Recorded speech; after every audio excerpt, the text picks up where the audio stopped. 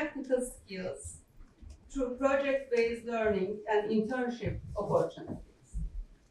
With students representing nearly 80 countries, we cultivate a diverse and inclusive environment that embraces different perspectives, cultures, and lifestyles. Our undergraduate and graduate programs are supported by distinguished academics, each highly experienced and specialized in their respective fields. We also believe that a university should be more than a place of instruction.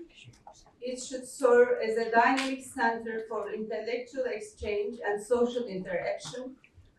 In this spirit, we place great importance to organizing international events and conferences. Just one month ago, we hosted the second Global Business and Social Practices Conference on our campus in collaboration with our partner university from US, Vaduz State University. We are pleased to announce that the third edition of this conference will be held next year in Georgia during the second half of March, and we warmly invite you all to join us.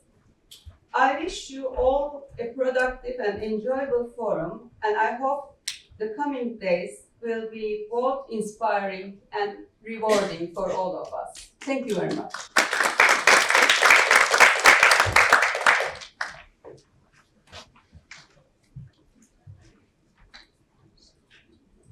Thank you, Zeynep Hocam. I now invite our Honorable Dean of the Faculty of Engineering and Architecture, Professor Dr. Galip Cansever, to the stage, please.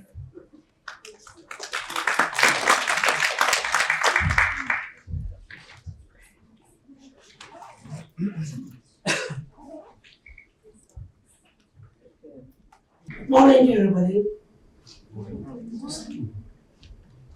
Distinguished guests, welcome to our university for this conference. I am Galip Cansever. We are here today together with Altınbaş University, Turkey, and Center National Information Scientific and Innovation Tunisian to hold the 12th International Conference on Control Engineering and Information Technology, say 2026. Under the aegis of the 28th International Forum of Applied Science and Innovation is in Istanbul 2026. Organized by the National Center of the Scientific Information and Innovation, CNPSI, and the American Center of Sciences and Innovation, NNC, together with Altınbaş University, where the conference will take place. I welcome all our guests participating both physically and online, and wish you all the best for the successful conference. This conference includes these subjects and the session. For the control conference includes session and the subjects control and instrumentation, modeling and identification, electrical engineering and automation, signal and image processing, includes maybe 5G and the other 6G innovation and communication, information technology and computer science, communication, network, and artificial intelligence and communication. This is the subject of my speech today in Industry 4.0 or new industry, relation compatible factories and society 5.0, 5G and its drawbacks. 5G and drawbacks. I have plans to give the talks on these topics today, but since we only have a short time, I need to keep it very brief. Industry 4.0 is essentially a philosophy, and the main component of this philosophy is cyber-physical systems.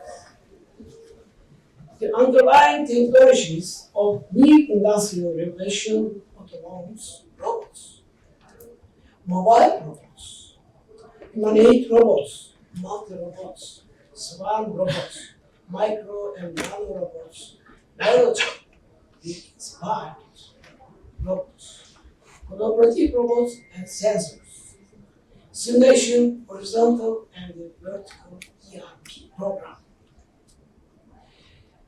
and system integration, industrial Internet of Things, cyber security is very important.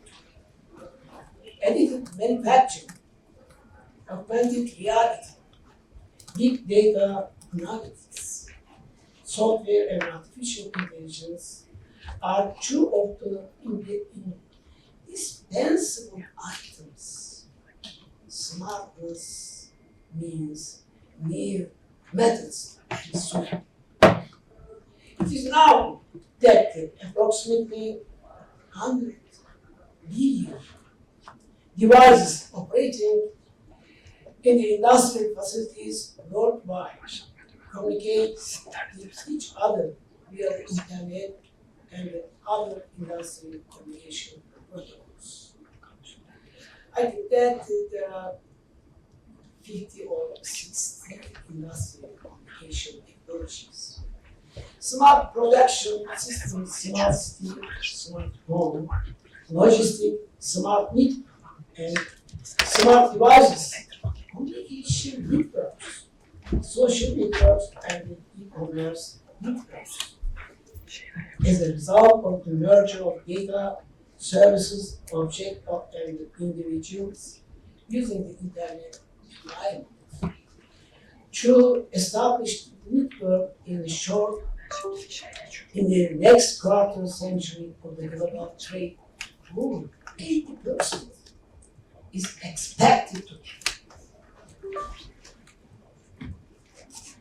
And then we can say about in the year 2025, as a result of the rapidly increasing usage demands related to robots in the industry and the demands of the digitization, not digitization, approximately 8 million robots are used, and the communication of these robots with each other and the connection to the center will create factories where robots are. I think that 2025, the size of the Internet of Things market will increase from 1.3 trillion US dollars to 2.6 trillion US dollars. 2028, the economic impact of industrial robots will be $1.5 trillion to 0.5 trillion per year. And 25 and 40% of manufacturing process in developed countries will be based on advanced and modern automation. So that in all fields, and especially in robotics, artificial intelligence is critical for the formation of smart manufacturing systems in the production sector. What about super smart society? Super smart society. Chapter. The age of the humanity, which began with the hunting society, is now in the process of the transition from the information society to the super intelligent society. The concept of Society 5.0. Society 5.0 is the definition of this super smart society. The difference of this country is that, unlike Germany and other countries, we consider the effects of Industry 4.0 on the industrial and business world, as well as the effects of the social and the daily life. Japan's approach to Industry 4.0 from a social perspective to mainly three reasons. One of them is it is based on the aging population. Maybe over 60, 75, maybe 80 years. And then it's based on the aging population of the country. It is, and what about the secret reason? It's geography, which is very risky in terms of the nature of disaster and the problems caused by environmental pollution and energy costs. Germany spends 40 billion euros per year for the Industry 4.0.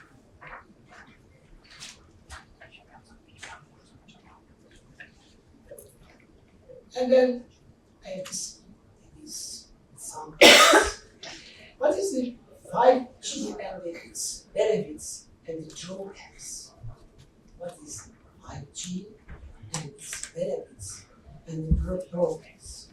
5G technology is a fundamental element accelerating digital transformation in Industry 4.0.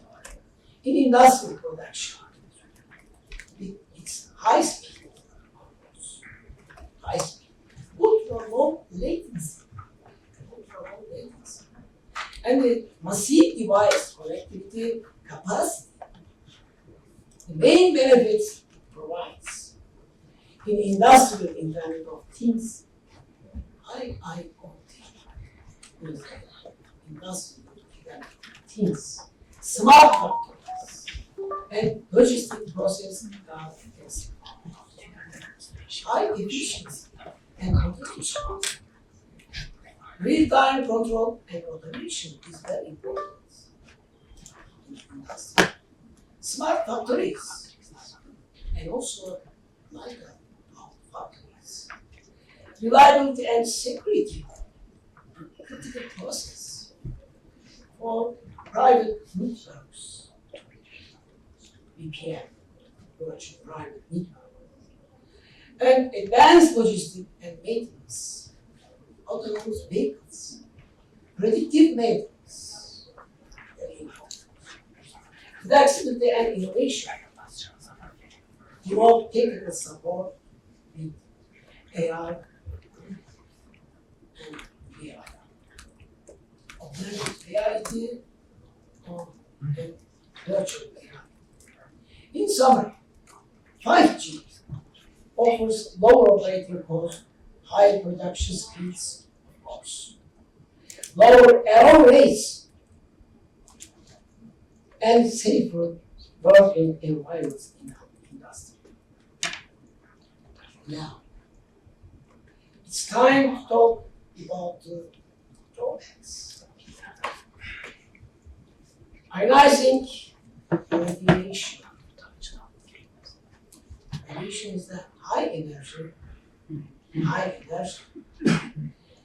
radiation, including the alpha and beta particles, gamma rays, and X-rays, that carries enough energy, to cause ionization by removing electrons from atoms. It can penetrate tissues. After the molecular structure pose health risks or is used in medical imaging. And emitted through the nuclear or nuclear high energy process is any type of electromagnetic radiations that possesses quanta carrying enough energy to dislodge electrons from ionizable atoms or ionizable molecules. However, different types of the ionizing radiation have been observed to have different biological effects that can use significant biological power in human body. The degrees and nature of ionization depend on their number, intensity, and the energy of each of the particles, including photons in general, regardless of the intensity. Particles or photons, it energizes on approximately 10 electron volts. 10 electron volts EV. And higher considered ionized 10 electron volts and over. Is the ionized. X-rays and gamma rays. X-rays and gamma rays that are emitted as electromagnetic rays. However, most ionized radiation is filtered by the Earth's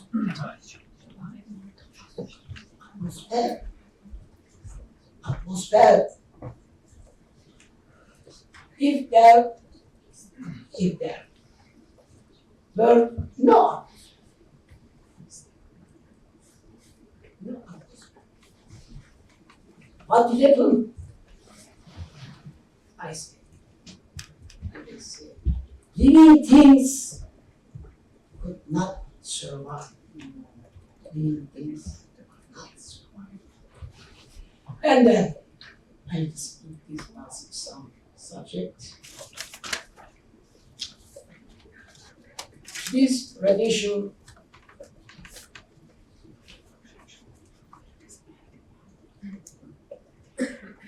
is very high frequency electromagnetic radiation between 10 to the power of 16 hertz and then 10 to the power of 20 hertz and 30 petahertz and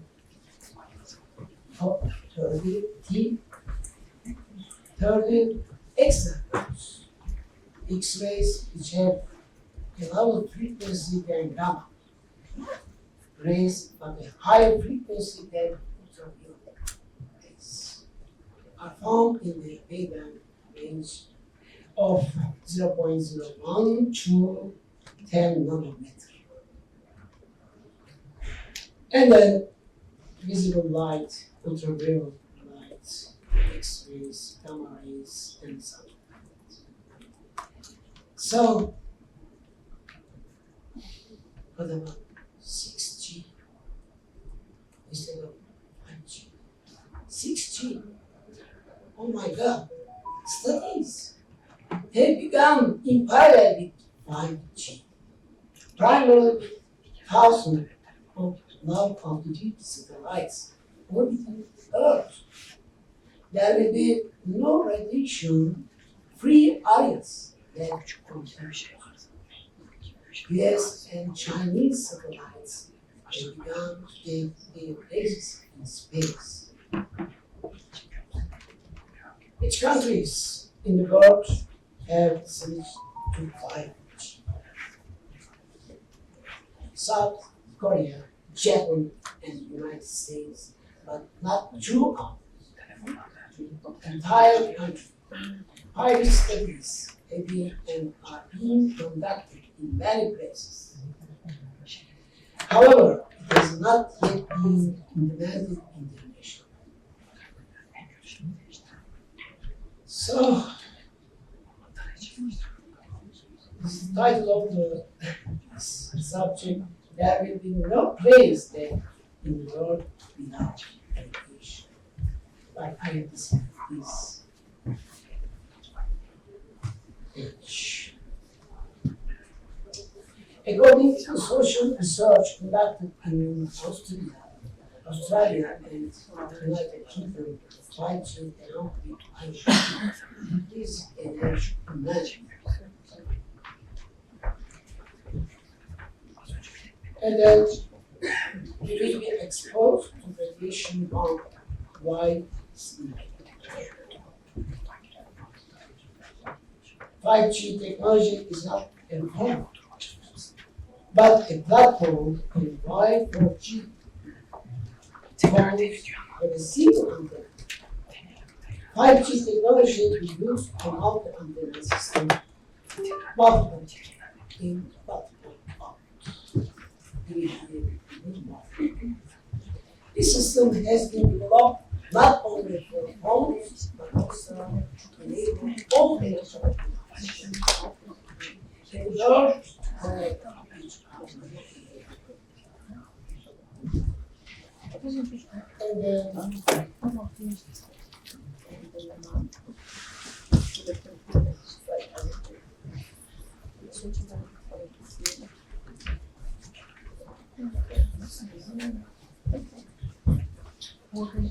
so that it has been emphasized that electromagnetic radiation causes genetic damage by disrupting DNA.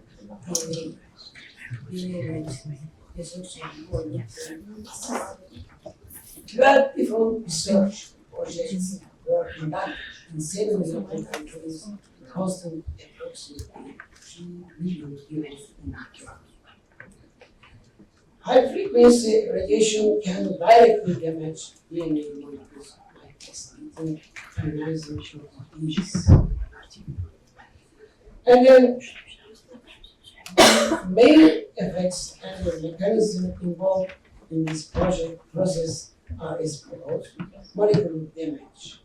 High energy protons cause ionization by detecting electrons from the DNA structure.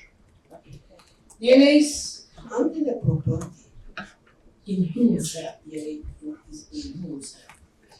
Antenna property research shows the DNA behaves like a fractal antenna under the electromagnetic fields.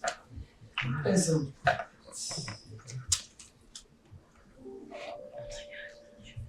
So that 5G poses many risks in terms of cybersecurity. Firstly, with 5G technology, millions of devices will be connected and all systems will become integrated. Thus, a person will get someone you don't know could send you malicious messages or carry out digital attacks, because all devices will be interconnected. The implementation of chips in people may become a possibility if all people are connected to each other through assistance. And then, what are the benefits of the 5G technology? It is now that 5G technology has many benefits, and its connection speed will increase infinitely, and capacity will be much wider. It will provide faster internet, better connections, and technological advancements. However, along with these benefits, there are also superficial security and privacy risks. It is also said that 5G can be used for intelligence and the espionage purposes, and he added, on the other hand, Elon Musk has sent 5,000 satellites send 5,000 satellites, but his goal is to reach 20,000 satellites. Moreover, there are 3 other beings like him, and each of them plans to launch in thousands of satellites. So in total, 60,000 satellites will be orbiting the Earth. What will happen after? When we look at the sky, we will be able to see these satellites with the naked eye. You can see easily. Even as the agencies, however, companies are so powerful that they continue to implement their projects despite objections. Okay, then.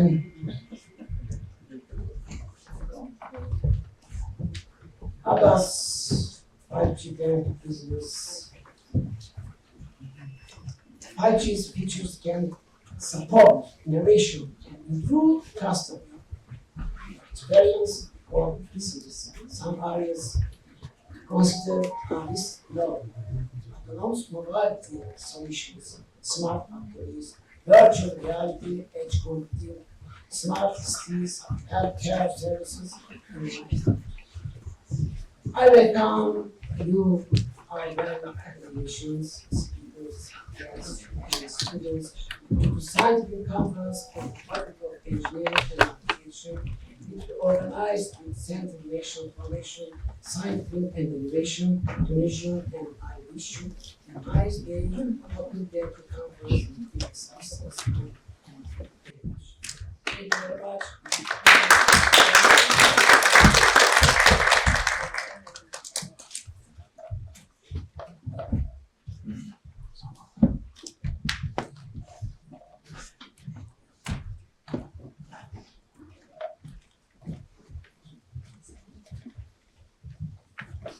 Thank you, Dr. Cansever.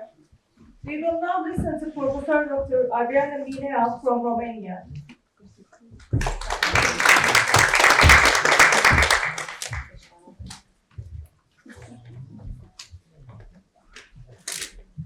Hello, distinguished participants, dear professors, organizers of the conference, and director of the AC Center.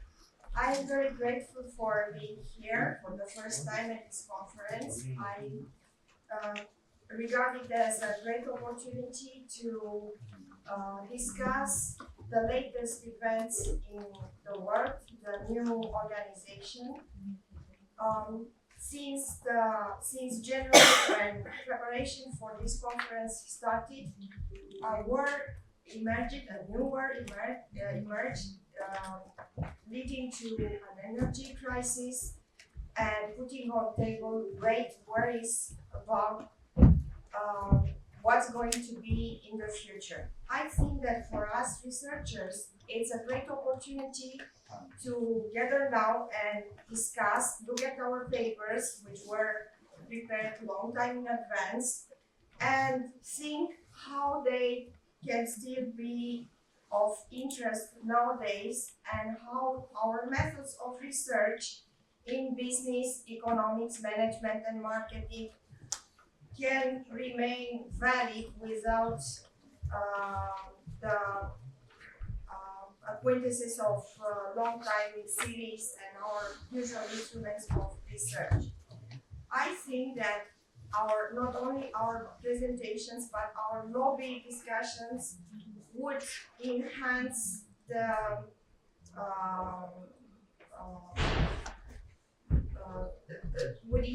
new discussions about the development of new techniques to forecast, to understand what's going on, to model, and perhaps the projects we had in mind when we came here would be adapted and will be developed in ways in which we couldn't foresee before we made our luggages and pursued to come to this conference. Therefore, I'm very grateful and I look forward to all the formal and informal discussions to see what we can do, how can we understand together what's going on, and how can we step forward from this point on. Thank you very much.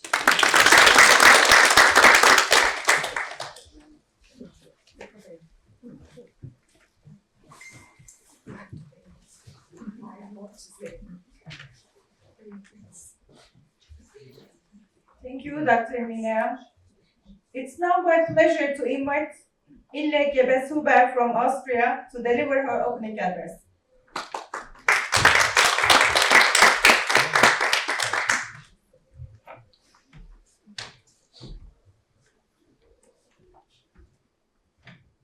Good morning, everybody. It's a pleasure to be here in Istanbul and to see so many friends I met in Tunisia during the last times. I'm going to tell you the history. Dr. Ahmed contacted me in 2015 when I was first on the board of one of these conferences, and in 2016 it was the first time in my life that I went to Africa, to Tunisia, and we became friends, and I returned in 2018 to Sousse, 2016 to Hammamet, 2019 to Tabarka, 2023 to Sousse. And now I have to thank Dr. Ahmed for a second first in my life, because it's the first time that I am in Istanbul. And for me, Istanbul is an amazing city. I tell you why. I have been living in Malaysia, in Southeast Asia, for 7 years. And I returned to Vienna 2016, so in the center of Europe. And Istanbul is for me a fascinating city because it's a member of both worlds. It's a member of Asia and it's a member of Europe. And when you go through the city, you can feel the vibes of both continents. And it's absolutely amazing and beautiful. And I thank Dr. Ahmed for this experience very, very much. I also look very forward to the presentations of the conference. I see that we have very interesting presenters and very interesting talks. And I welcome you all to this beautiful university, to this amazing city. And I look very forward to nice discussions. Thank you.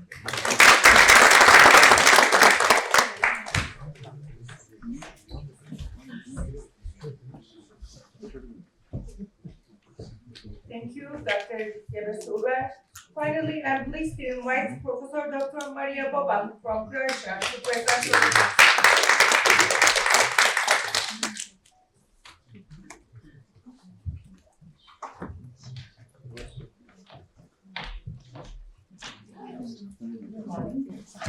Dear colleagues, dear participants, distinguished guests, it's my honor to greet you here in front of me as a member and general chair of the conference since 2015.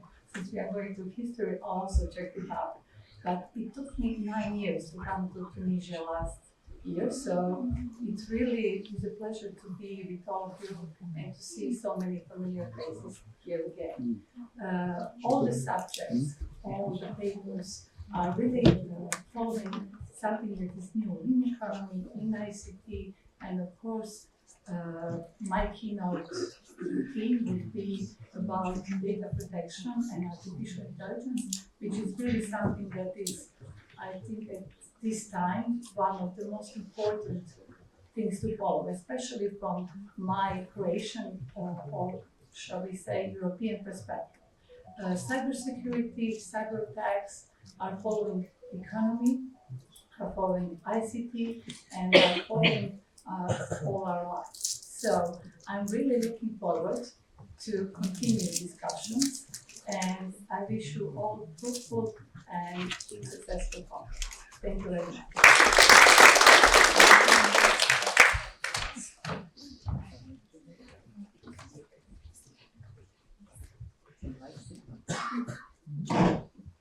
Thank you, Dr. Boban. I extend my sincere appreciation to all colleagues for their really good contributions. It's now my honor to invite Professor Dr. Şeref Naci Engin, Dean of the Faculty of Electrical and Electronics Engineering at Yıldız Technical University, to lead the plenary session.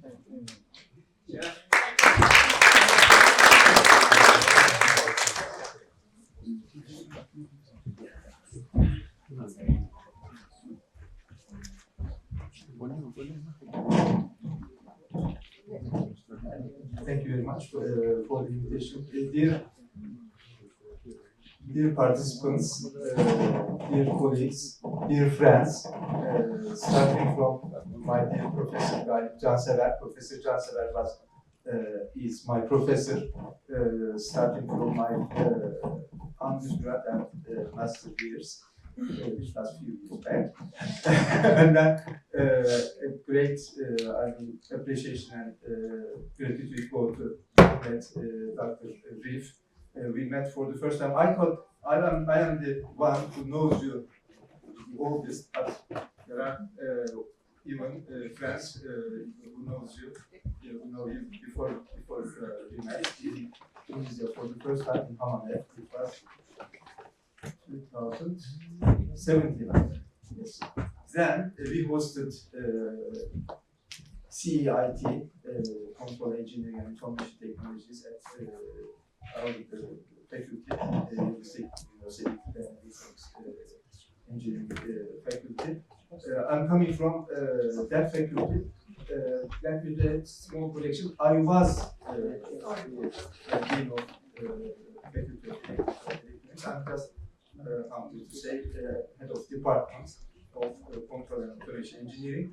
But I'm proud to say that during my time, I was the founding head of department of, at the same time being dean, and also founding head of artificial intelligence and data engineering department. It's a new department during the Higher Education Council of Turkey.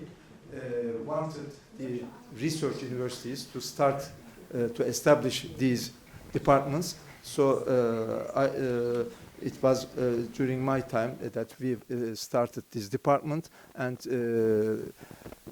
managed to accept the best students coming from Turkey, and of course I should include the international, good international students as well. My background is coming from electrical engineering, actually, but when I was doing my master's at my university, Yıldız Technical University, the AI were becoming, well, artificial neural networks were sort of fashionable, but AI, the term AI, was also used, and I think I was lucky enough to take one of the first courses in the country named AI. The professor passed away, Shakir Hoca.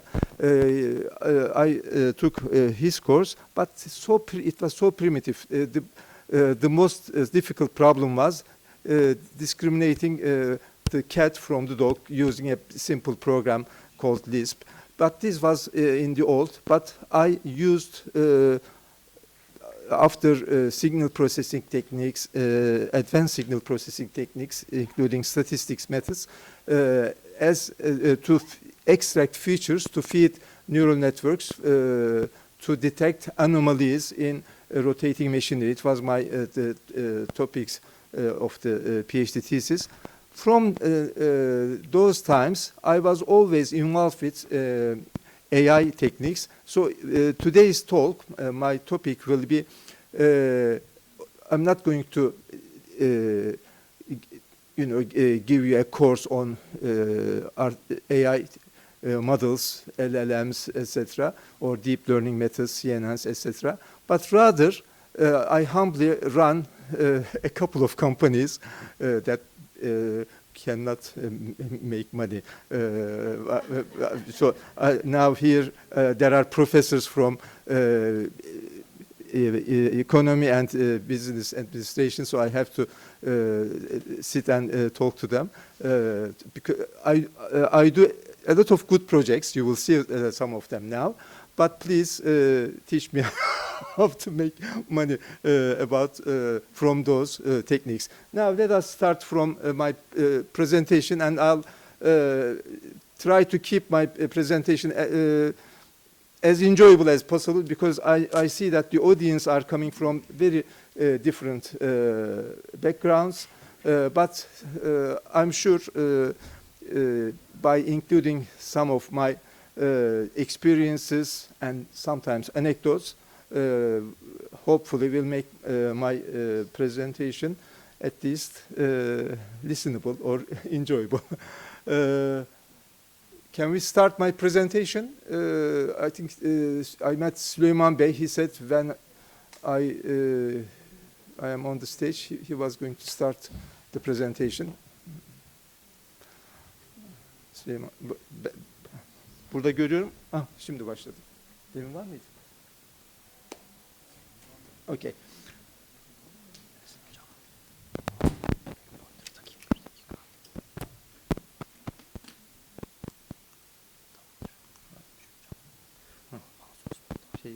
Lazer çalışmıyor ama şey çalışmıyor. Tamam. Bununla çeviriyoruz. Okay. So as I said, I'm going to talk about several projects. All of them are funded. They are not carried out just for the sake of research, for the sake of doing publications. Yes, publications also came out, but the main purpose is, to do industrial projects to pay my staff's salaries, I should say. So I will introduce why I am doing this. Yes, I am a university professor. I really enjoy my profession.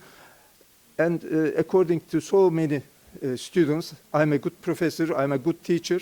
But I like to see the application of what I am trying to teach my students. So that's why I love to work with my students during their undergraduate education and afterwards to work on those real industrial projects. So this is the outline of my talk. The companies that I was co-founders at least were located in Technopark. So just a picture from the Technopark. I happen to be the general manager of that Technopark for a while. It was an invitation from Professor Galip Cansever because he was one of the member of the board of that Technopark, which is the largest one actually in the country. Then using AI in the industry, several projects and discussion. So this is the Technopark. As I said, it is either largest or one of the largest in terms of the number of companies, number of employees, and the revenue actually. So I am located somewhere behind this A1 block. So these are the two sister companies. Why do I have two companies? Am I that rich? No, because I had a kind of invitation from an investor. So if I start a new company, they were going to invest money, but it didn't work. So I have that company, Talay, and also RoboGör, but both of them actually research and development companies. I'm not doing advertisements here. I want to make sure of that. I'm just going to introduce the projects we are involved. So they are both doing research and development. The aim is to provide innovative solutions for different sectors by means of robotics, vision technologies, of course with AI techniques effectively. I have a varying number of full-timers and part-timers, but currently we are 4 full-timers and a couple of part-timers I have. So we are into robotics, computer vision. Actually, the name of the company, the first company, RoboGör, Robo is coming from as you may guess, robotic, and gör is a Turkish word to see. So it's a vision technology, because my former partner was coming from that area. So computer vision is important for us still. Education, training, consultancy, software development. But when I was talking about software, it's mostly real-time working embedded systems, and IoT. They are the main areas. So the first project is actually I was lucky enough to work to get a project that I can use, make use of my background coming from my PhD years. So it was a predictive maintenance for machinery using vibration data analysis via, there are two feature extraction methods, Mahalanobis distance and chi-square statistics, but they are the feature extraction methods.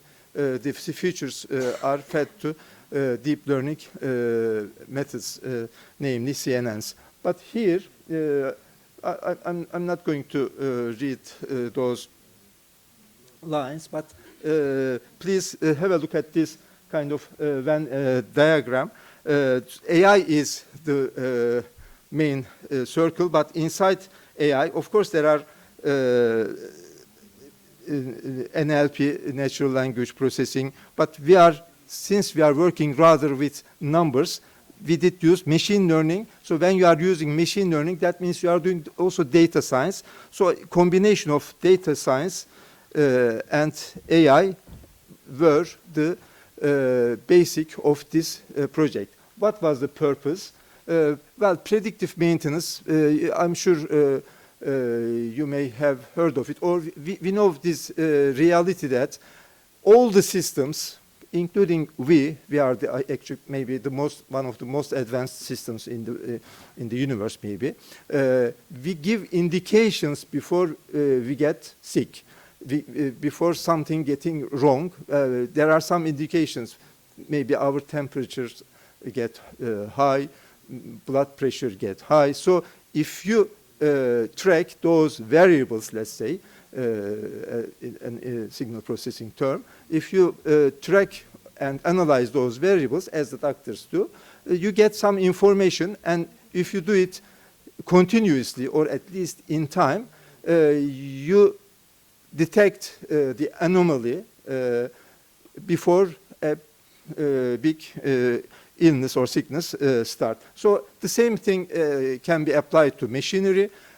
All the machinery gives signals to us. I'm sure most of us here are driving cars. Nowadays the cars are so quiet, I know, if they are electric cars, but especially the cars using engines, you can hear the nice sound of that engine. If there is a change in the engine sound, you may know that there is something wrong happening. But suppose that this project, actually this project financed by a company who produce some metal parts for automotive industry, and here the aim was to monitor 40 motors, 40 electric motors simultaneously. Those motors were used for drilling, for, I don't know, cutting, for several manufacturing purposes. So the motors have to run continuously, because I now forget those numbers. The general manager said, if there is a 1 hour stoppage, we lose that amount of several thousand euros. So the motors can have to work continuously, or before breakage, before any anomalies, we have to know what's going on, and we have to replace, we have to maintain the motor. So this was the project we carried out successfully, and actually that company then applied to so-called financing body called Turquality. They support those software which are developed in the country, high quality software. If you develop useful high quality software, you get sort of funded. So they later on they said applied and get the project budget from that institution. But I just wanted to say it was a successful project. So the motivation, maybe there are better statements here. Machinery failures cause costly downtime, safety risks, and productivity loss.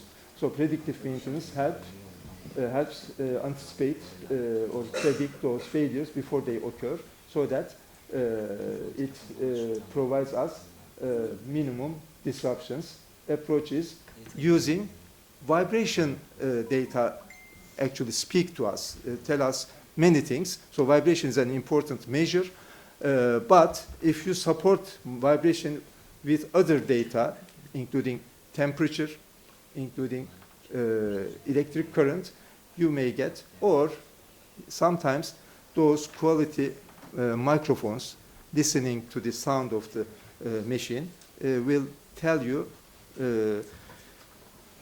many things actually, what is going on in the machinery. So we made use of, well, in this project actually, we only used vibration and temperature data continuously. So this is the kind of architecture of a typical condition monitoring. So you collect data, it's a forecast process for anomaly detection. Then diagnostics is a second step. After you detect, oh, something bad is happening, you diagnose what could be the reason for that defect, so that the correct maintenance steps can be taken. So as I said, I will not dive into those details, but I should say that while vibration data is highly sensitive to mechanical faults, temperature measurements provide complementary insights because it gives us thermal information which are coming from friction-related faults or friction-related anomalies. And if you support those two kinds of data with electric current, they didn't want for us to work with electric current. You get also you detect the initial stage of failures related to the electric loading, short circuits, etc. So electric faults can be detected mostly with electric currents. I think that should be enough. But in this project, maybe I shouldn't skip this slide.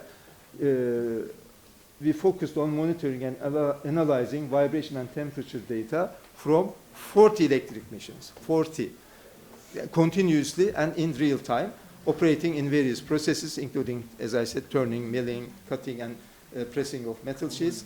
The factory produces automotive parts under strict production schedules. They pay penalty or fine if if they behind the schedule. So this requires continuous and reliable operation of the machinery.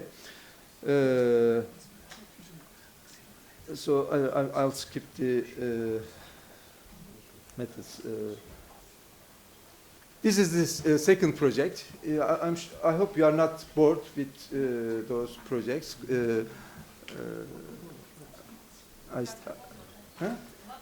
Okay, thank you. The second project is from a completely different area. Well, in the first project, we were dealing with data having actually magnitude and time data. But here, we work with images. As you know, renewable energy is getting more and more popular, and wind energy, solar energy, and other biomass energy, etc., According to some classification, hydroelectric energy is also a renewable one. But solar power plants are getting very popular, and in Turkey, the amount of whole production coming from solar power plants are really, I don't remember the numbers now. I used to work in energy institutes. I knew those numbers by heart, but now I don't know. But I know of companies, Turkish companies, who establish solar power plants not in Turkey but also our neighboring countries, including Romania, including those Turkic republics. So this sector is quite vibrant in Turkey. And here, yes, in Turkey there are some factories producing solar panels, but most of them are still coming from China. But wherever they come, if you buy a solar panel, the manufacturer has to provide a kind of X-ray of each panel, so-called EL, electroluminescence. The solar panel, what does a solar panel do? It gets the light from the sun and produces electricity. A potential difference is created, then you get electric current. But if you do the reverse operation, so if you feed it with an amount of current, you get a kind of image, so that this image represents the so-called quality of that panel. So each panel comes with a EL image. And I was so surprised when I was introduced with this project idea. The owner of that company who establishes solar power plant, they said they are checking those images by naked eye, by human eye. I said, you know, how many images you are checking? Thousands. I can say that a solar panel gives you, I think, 300 watts, and if you build a 1 megawatt power plant, that means you have, I don't know, 3,000 or 4,000 solar panels you need it. So it takes a lot of time. Also, you know, human factor, after several inspection, I'm sure they will get tired and you know, they will miss the mistakes. But this was not the problem of only that company. Some companies work with those international certification companies, including, I will give a name, TÜV. It's a German company, I'm sure that you know. And we had a meeting with them, we visited them. They said, well, we used to have a software package, but we are not trusting on that software because it misses a lot. So we are again using human operators to check the faults. Now we said it was a challenging project. We said, give us some images, let us work on it. So one of them was my PhD student, and a couple of, but he was also my, at that time, full-time staff, let's say. So we get this project. After some trials, the results were good, so we carried on this project, and still actually we are using this. We submitted that project, that software, but it is not just detecting the fault. It detects the fault, it classifies how, but because there are now international standards classifying those types of faults, the severity, so you need to give the location, and you need to sort of certify if the test comply with those standards. So we have a good, how to say, user interface which produce those reports according to the standards that they provided us. Anyway, I think that I can skip this image. So let me give a couple of what are those typical defects in PV panels, photovoltaic panels? Micro cracks, broken cells, interconnections, but wrong interconnections, all decrease the efficiency of panels. So if you detect it early, before assembly, it is so important. Otherwise, if you in the end you will detect it, because each panel is monitored by its electric current production. So if it is less than what it is expected, that means there is something wrong. But it is so late and how can I say, time consuming and also waste of money to replace with a new one. So you need to detect it before the assembly. So in the end, scalable, reliable and cost-effective quality control system is produced or created for solar panels by means of image processing. But those images, after good feature extraction, we fed to the AI techniques, deep learning methods, we had these good results. These are the standard mainly encountered faults, and okay, with, as I said, with human eye, you can detect, but it is not convenient. So our approach is using classical image processing techniques to simplify, to reduce the size of the data, and then feed it to AI models trained with those data. Deep learning object detection models are applied to identify the remaining defect types. I think this is enough for this project. Look at here. First, the algorithm finds the edges of the cells and then simplifies, reduce the data so that the workload of the AI model is lessened to increase its efficiency.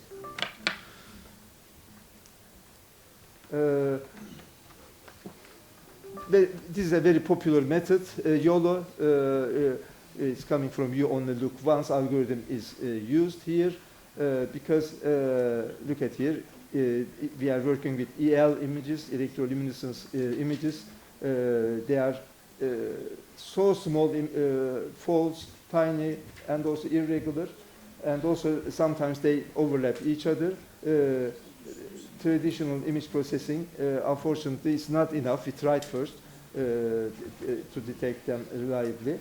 So we need an algorithm that can see the whole image at once. So YOLO is used, and then go small and small squares. Okay. This is actually, this slide is coming from the initial stage of the project. A total of 2,000 panel images.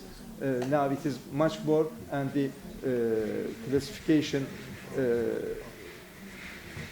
of I don't remember how many thousands of solar panels are classified as healthy, normal, and defected. And this is the defect, so all reported. And the locations are indicated and also reported by giving the sort of coordinates in the panel so that the human operator can see, oh yes, this is a fault, so can eliminate it. Okay, so YOLO allows us to move from manual inspection to an AI-driven, fast and accurate defect detection system for photovoltaic panels. So this is the result of that project. One more project is coming. We have another one, so it will be ending. Actually, I've got more enjoyable projects, still struggling, because these are so serious projects. I've got an idea to move to sort of toys, but I'm not going to talk about them. It's still in the initial stage, because, as I said, yes, sometimes these projects are, how can I say, you feel good because it works and the industrialists are using them, but somehow it is not easy to get money from them. So this is the project, development of AI-based methodology to prepare inputs for estimating vehicle emissions. As a matter of fact, this is a 1001 project. TÜBİTAK 1001 project is very prestigious program of TÜBİTAK. We all want to get, because if you want to have project members to work with you, if you want to make publications for promotions, etc., etc., 1001 is regarded one of the most prestigious projects. So I worked here with someone who is from environmental engineering department, Levent Kuzu. He came to me. He said, in environmental engineering, I know them very well because my wife is from that area. There are three main branches in environmental engineering: people who work with water, people who work with air, and people who work with solid waste. For example, my wife is from water, and this guy is from air. So air pollution is his main area. He's a very now well-known name in his area. He came to me. He said they are evaluating the NOx emissions in traffic in certain locations in Istanbul.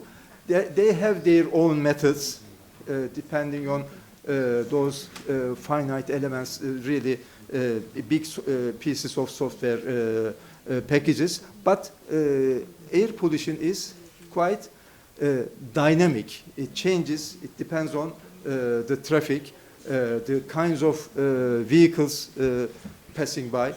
So he said a part of his project, I wasn't the leader of that project. He was leading the project. I was a researcher with my team in that project. He said, please,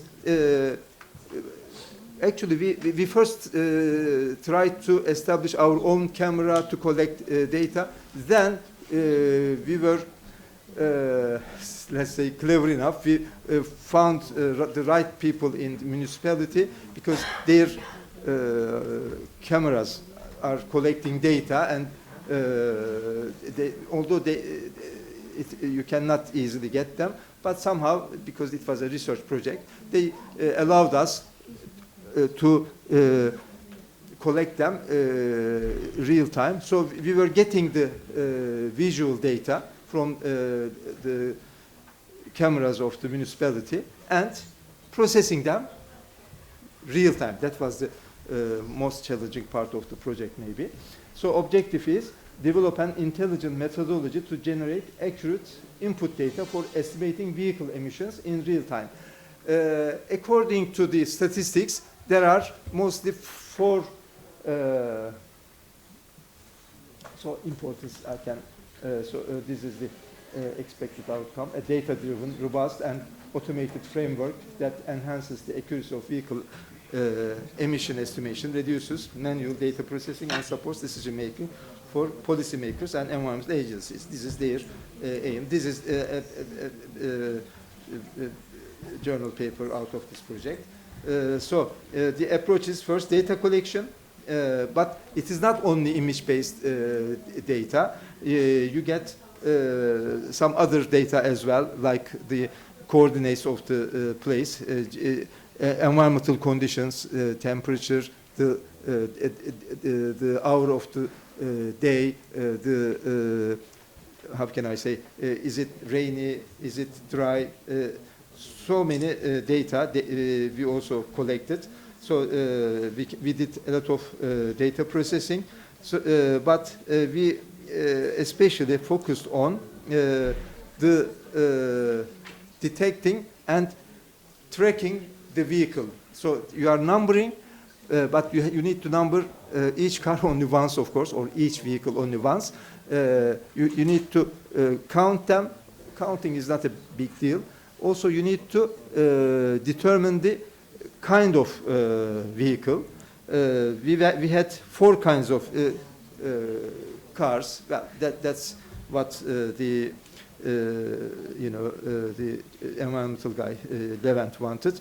So determining if the coming vehicle is bus or small those minibus or shuttle buses, is it motorcycle or car? So these are the 4 classes to be determined. Maybe I should show you a video if I can. So look at here. These are all videos, but they are all in YouTube. But unfortunately, I didn't bring the links. So if you see those labels, maybe you cannot read it. But in each label, it says, for example, 164 car, 198 car, 28 motorcycle. So it counts and also gives you the, how can I say, the classification: car, bus, well, truck, and shuttle. To avoid double counting, as I said, vehicles must be tracked across frames after detection. We used Kalman filter for this, together with simple online and real-time tracking algorithm, and speed estimation as well. This should work. Is this? First, the algorithm starts. And it first determines the boundaries of the roads to be operated, and this is a kind of outline of that road. It's not far from here. It is Barbaros Boulevard, actually. I hope it's not so long, but maybe we should take a little bit.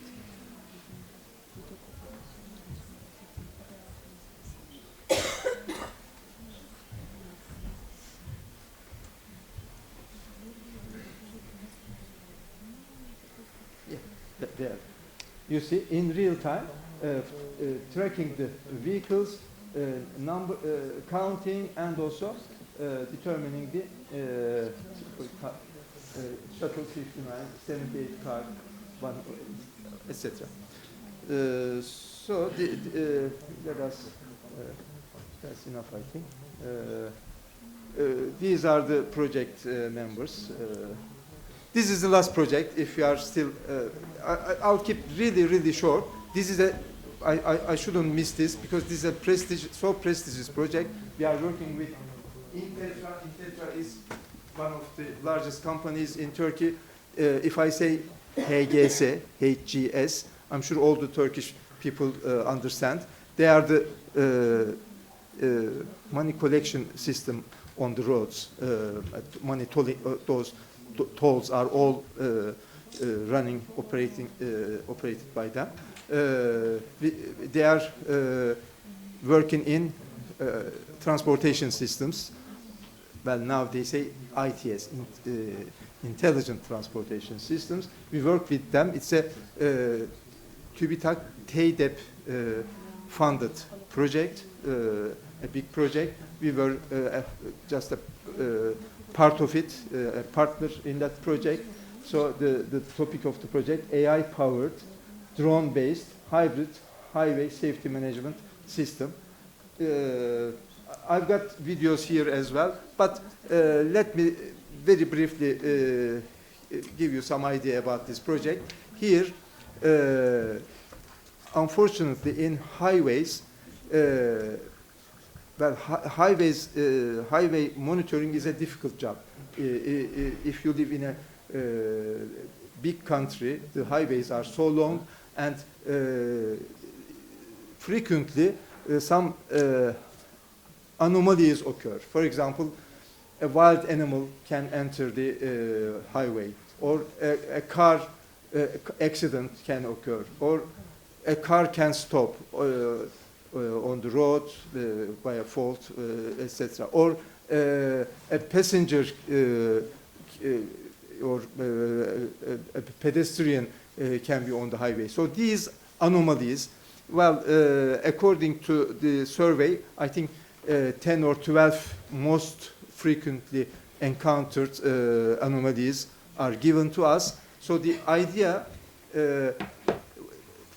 collecting images from those fixed cameras and detecting those anomalies were a quite successful job and carried out by several companies in the world. But how about getting those images from drones, so that instead of establishing cameras at each, I don't know, at every 4 or 5 kilometers, your drone flies over the highway and continuously monitor the highway, and if there is anything wrong, it automatically detects, understands, and sends message to the authorities. So this is the idea. It was a difficult project. We lost one of our drones. So many stories I can tell you, but interestingly, we exhibited this in a fair. So many potential customers visited us, including jandarmaya ne diyelim, işte efendim, soldiers, military diyelim, but not military purpose, monitoring purpose. So now we are actually quite hopeful that this project, especially after this 5G and 6G telecommunication revolution, these things will be easy, because actually I had very nice slides about intelligent transportation systems, V2V communication, V2I communication, but I'm skipping all those information. But briefly, I should say that this is a prestigious project. If we can make it, public, the motorway will be safer, hopefully. Thank you very much for your patience. I don't know how, I didn't time it. I hope I didn't take your time so much. Thank you very much for your attention. Thank you. Su bile içelim.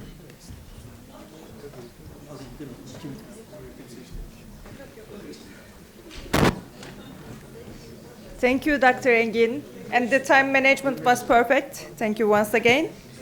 Your insightful presentation was great. Thank you very much. I now invite all participants to enjoy the coffee break and visit the poster presentations.